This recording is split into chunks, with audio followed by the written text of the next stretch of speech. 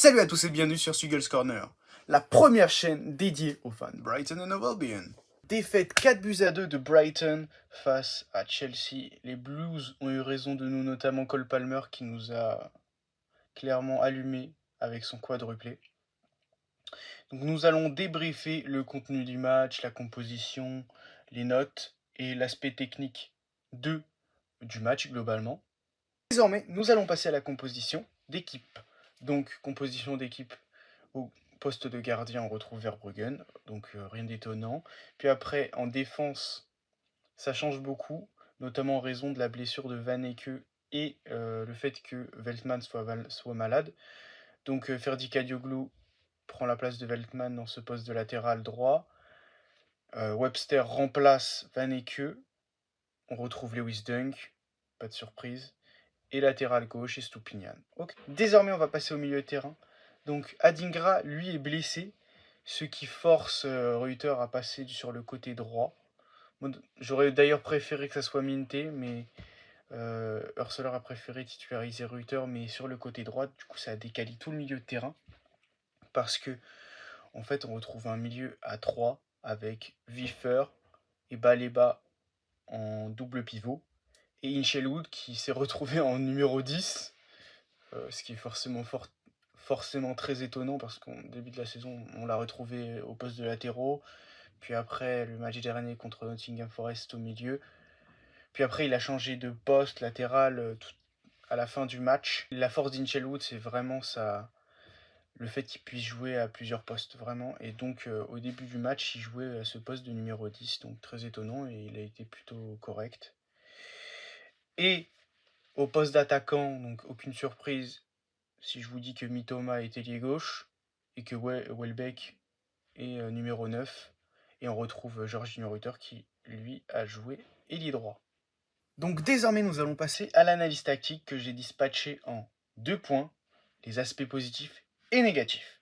Donc, pour les aspects positifs, on a su créer du jeu, on a été plutôt bon dans les transitions. En début de match, on a été vraiment très intéressant, surtout dans les transitions et les offensives, notamment avec Mitoma qui était très intéressant, Reuter aussi, Baleba avec ses montées de balles forcément, et Stupinian qui a été correct, et Ferdi Kadioglu qui a apporté beaucoup de sang très intéressant. Au milieu de terrain, il y avait en début de première mi-temps, il y avait pas mal de récupération, de balles, de Baleba notamment, mais Wiffer aussi, beaucoup de liants en fait, avant de prendre le premier but. Erreur de Webster, qui n'était pas tolérable en première ligue d'ailleurs, ce qui est très grave, pour Brighton, parce que Cole Palmer nous en met 2 après, donc triplé en 20 minutes, en un quart d'heure. Voilà. Donc en deuxième aspect positif, on peut dire que y a eu du mouvement dans l'attaque aussi, hein. En attaque, il y a eu du mouvement, il y a eu de bons retours défensifs aussi. Il me semble Mitoma, il en a fait un, je crois. Welbeck, il a été présent dans la surface. Qu'est-ce qu'on peut dire d'autre? Pas grand-chose d'autre. Si on s'est créé beaucoup d'occasions, quelques frappes cadrées, Sanchez qui a été pas trop mal sur sa ligne, hein, entre parenthèses, parce qu'il nous a un peu offert de buts. Mais surtout, là où je voudrais mettre un point ferme, c'est sur les points négatifs qui sont vraiment très nombreux. On retrouve principalement les mêmes problèmes face à Nottingham Forest, la profondeur, la gestion de la profondeur. Sauf que cette fois-ci, Fabien Hurseler, il a décidé de jouer avec une ligne haute, jouer le hors-jeu un peu comme Tottenham fait. Ce qui a été vraiment problématique parce qu'en fait, on s'est pris 2 buts. Un but hors-jeu, 2 grosses occasions directes en milieu de première période. Sur une frappe de Cole Palmer sur le poteau, une frappe un but hors jeu de je sais plus qui, je crois Cole Palmer, Jackson, je crois, but hors jeu de Jackson, et patatras, erreur de Webster, contre-attaque, Webster se fait prendre de vitesse, Dunk c'est une charrette, Webster c'est une charrette, prise de vitesse, but. c'est presque pareil sur les 3 buts après qu'on se prend full contre-attaque. On est pris dans la profondeur, on essaye de jouer le hors-jeu et on se fait punir. Voilà.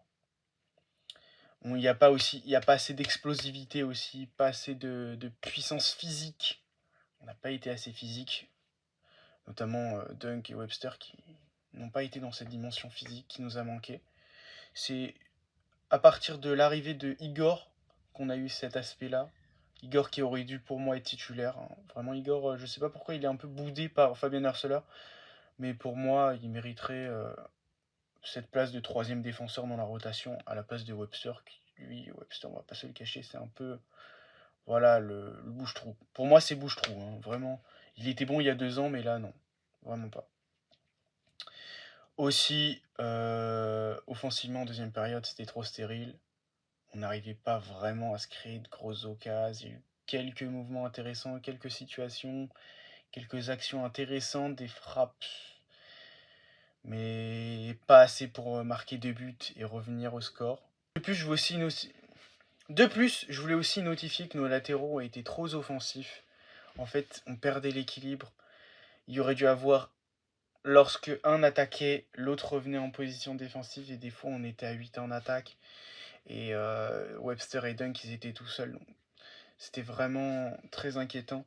Et ça laissait beaucoup trop d'espace à Chelsea, clairement. Il faut le dire. On leur a donné trop d'espace. C'est pas possible.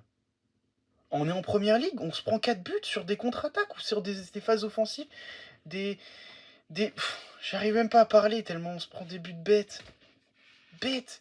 On est en première ligue, on peut pas se prendre des buts comme ça. C'est pas possible. Les 2 premiers buts. Erreur de Verbruggen sur une passe catastrophique. Et la bêtise de Webster. C'est impossible de faire ça en première ligue. Impossible. On est une équipe qui veut viser la Coupe d'Europe. On ne peut pas faire ça. C'est non. Désormais, je vais passer aux notes que j'ai attribuées aux joueurs titulaires de Brighton. Donc, pour moi, le meilleur joueur sur le terrain, ça reste Carlos Baleba. Il a mis une passe décisive et il a marqué un but. Même s'il a concédé un penalty, il faudrait qu'il fasse attention parce que c'est le 2e en 2 matchs. Donc évidemment, c'est vraiment le petit point noir de son match. Mais sinon, les remontées de balles, ses récupérations, très intéressantes. Donc sinon, on va passer du gardien aux attaquants. Verbruggen, qui lui mérite un 4. On se prend 4 buts. 6 si on compte les buts hors jeu. C'est trop. C'est trop. Il a fait une passe décisive à un attaquant. C'est pas possible. Même si, à vrai, il n'y avait pas beaucoup de solutions, c'est vrai. À sa décharge, mais 5 buts, je peux pas te mettre la moyenne. 4 buts, je peux pas te mettre la moyenne. C'est pas possible. Après, pour moi, le pire joueur sur le terrain, c'était Webster. 4. Alors, en fait, en première mi-temps, c'était plus un 2 sur 10 qu'un 4 sur 10. Mais en début de deuxième mi-temps, juste avant qu'il sorte, il fait quand même un sauvetage sur sa ligne qui nous sauve d'un but. Et aussi un tacle très intéressant qui nous sauve aussi d'un but, hein, on va pas se le cacher. Donc ça reste un 4, mais il a été exécrable. Il a été exécrable. On se prend 3-4 buts. Ils sont pas capables de défendre avec Dunk. Donc voilà. 4 pour Webster. Un petit peu mieux pour Dunk. 4,5. Trop lent. Dunk trop lent. Trop lent. Ses capacités de tête étaient intéressantes. Sur les corners, il nous a bien aidé. Et il a fait quelques tacles intéressants aussi, notamment en deuxième période. Mais après, sinon, trop lent. On se prend des contre-attaques. On est mort. Voilà. Rien à dire de plus. Ferdi Kadioglu, intéressant. Donc pour Ferdi Kadioglu, je lui ai mis un 6,50, 6,5. Premier match intéressant. Après, il s'est fait un peu bouffer face à Sancho à certains moments. Mais Sancho, il n'a pas été non plus si dangereux que ça. Je lui attribue quand même une note encourageante pour un début. Parce qu'offensivement, il a été intéressant. Et sur ses centres aussi, très intéressant. Estupiñán, lui un peu moins bon.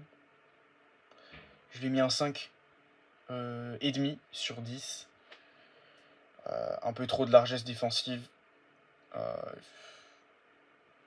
Il laisse un peu des couloirs dans son dos, comme je l'ai dit face à Nottingham Forest. Trop de couloirs. Des fois, il fait des bévues défensives. Il s'est un peu bouffé face à Cole Palmer à certains moments. C'est à peine la moyenne parce que il fait quand même des centres intéressants. Sur coup de pied arrêté, toujours intéressant. Balle au pied offensivement, il est plutôt intéressant. Il fait des bons centres. Donc 5,5 pour Estupiñán. Après, on passe au milieu. J'ai déjà fait bas les bas. On va passer à Mats Wiefer. Mats Wiefer qui lui est sorti à la 55e minute. Encore une fois, un match neutre. Il était rentré, il avait fait un peu un match neutre. Il était plutôt bon, mais il n'était pas non plus incroyable. Il fait pas mal de récupération. Mais aussi défensivement, c'est pas incroyable. J'ai mis 6 sur 10. Une note neutre. Pas une mauvaise, une bonne note. Inchelou, lui aussi, mérite un 6. En poste de numéro 10, c'était pas ouf. Après, il a bien dépanné et latéral droit, ouais, c'était pas mal. Sans plus. C'était Moudry qu'il a rien fait à la fin, donc ça va. Match neutre. Il était intéressant offensivement, mais pas non plus incroyable. On va passer à l'attaque. Mitoma 6. En première période, il était très bon. Beaucoup d'actions dribble. Il a passé pas mal de fois Gusto. Des centres pas trop mal intéressants. Des remontées de balles intéressantes. Après, en deuxième période, c'était moyen. Il s'est fait un peu manger par Gusto. Pas mal de pertes de balles. Et défensivement, on l'a pas énormément vu, à part une ou deux... un ou deux tacles. Donc 6 sur 10 pour Mitoma.